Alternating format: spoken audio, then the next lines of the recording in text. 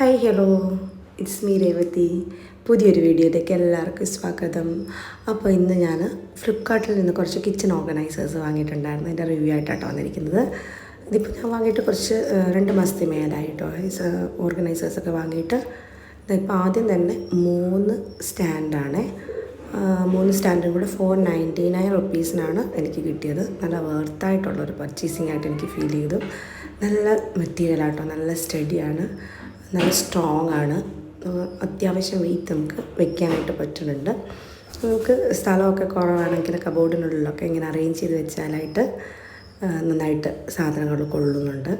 എൻ്റെ കിച്ചൺ വളരെ ചെറുതായതുകൊണ്ട് ഈ ഓർഗനൈസർ എനിക്ക് ഭയങ്കരമായിട്ട് ഉപകാരപ്പെട്ടു. ഞാനിത് കബോർഡിനുള്ളിലാട്ടോ വെച്ചിരിക്കുന്നത്.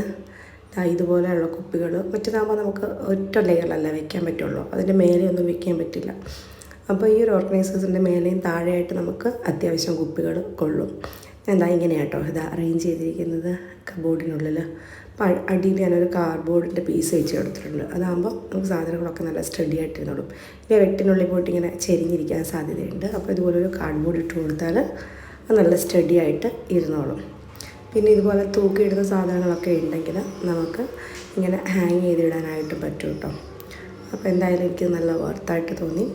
അങ്ങനെ 3 സ്റ്റാൻഡായിരുന്നു ഇതുള്ളത്. ഈ ഒരു ടൈപ്പിൽ ഒരെണ്ണം, പിന്നെ ഒരെണ്ണം ഞാൻ കിച്ചൺ സ്ലാബിൻ്റെ പുറത്ത് തന്നെയാണ് വെച്ചിരിക്കുന്നത്. ഒരെണ്ണം കോർണർ സ്റ്റാൻഡാണ്. അപ്പോൾ 3 നല്ല അടിപൊളി പ്രൊഡക്റ്റാണ്. അപ്പോൾ ഇതിന് 499 റുപ്പീസിനാണ് ഞാൻ വാങ്ങിയത്. അപ്പോൾ ഇപ്പോൾ ഇതിൻ്റെ വില മാറ്റമൊന്നുമില്ല കേട്ടോ. 499 റുപ്പീസ് തന്നെയാണ് 3 എണ്ണത്തിനും കൂടെ. ഇതാട്ടോ 3ാമത്തെ സ്റ്റാൻഡ്. ഇങ്ങനെ കോർണറിൽ വെക്കാനായിട്ട് നമുക്കിപ്പോൾ എന്താ പറയുക, കാസറോളും അല്ല ഫ്രൂട്ട്സോ അങ്ങനെയൊക്കെ വെക്കാനായിട്ട് നല്ലതാട്ടോ. ഒരു മൂലയ്ക്ക് ഇങ്ങനെ ഒതുങ്ങി നല്ല ഭംഗിയിൽ ഇരുന്നോളും.